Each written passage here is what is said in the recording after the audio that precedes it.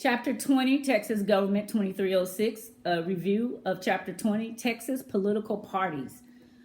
There are two types of parties, Republican and Democrat. Two main parties, shall I say. A political party is an organization that helps candidates get elected and gives specific details about a candidate's values. And I want you to remember that part about the value of a candidate. There are two main parties as stated: the Republican Party, the strong party symbolized by an elephant, and the Democratic Party symbolized by a donkey, and it symbolizes being smart and brave. So the elephant, supposed to be strong, the donkey symbolizes being smart and brave. I bet you never knew why they chose donkeys and elephants. Republican parties, the GOP, Texas Republicans gained power in 1995 here in the state of Texas under George W. Bush. Republican presidents won every race in Texas since 1976. Texas Republicans, at this current time, they still hold the seats in the Senate, Lieutenant Governor, and Attorney General. And that's interesting because there has been a push. There has been more Democrats registered over the last several years. And so things may change in terms of leadership. And I don't think it should be one party. I think there should be a combination because most of us really lie somewhere in the middle. What we tend to disagree on, well, historically, we tended to disagree on how to get down the street, not that we needed to get down the street. Nowadays, we can't even agree that we need to get down the street. Democrats, the name was given because of Andrew Jackson. Most of Texas is Republican, except for some of your urban areas like Austin, Dallas, Houston, and San Antonio. What is a party platform? So during the presidential election and any other election, there's something called a platform. What is the platform or the party? A party platform is where the party expresses their values and their beliefs. What was interesting during this last presidential election was that the Republican Party at their Republican National Convention did not have a platform. So we are not real clear what their values and beliefs are. Now, we can use what my son calls context clues and figure out what their values and beliefs are because they didn't really tell us anything.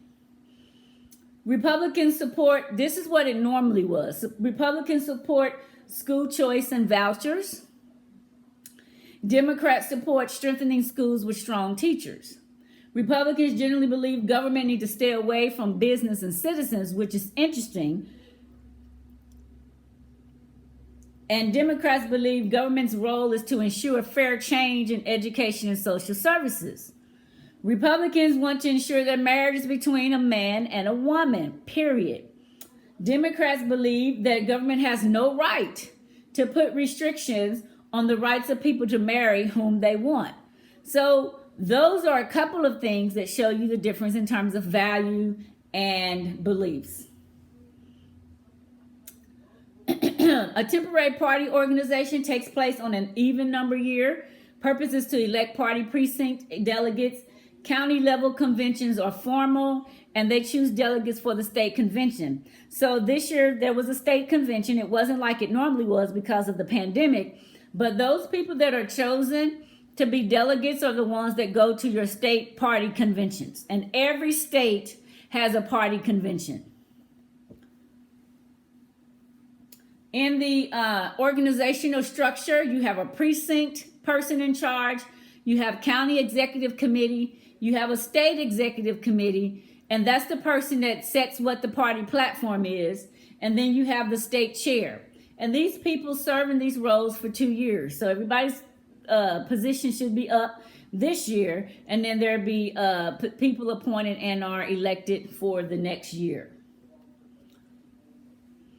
When they have their organizational meetings, there's the parliamentary procedures. You know what that means. They do follow the Robert's Rule of Order.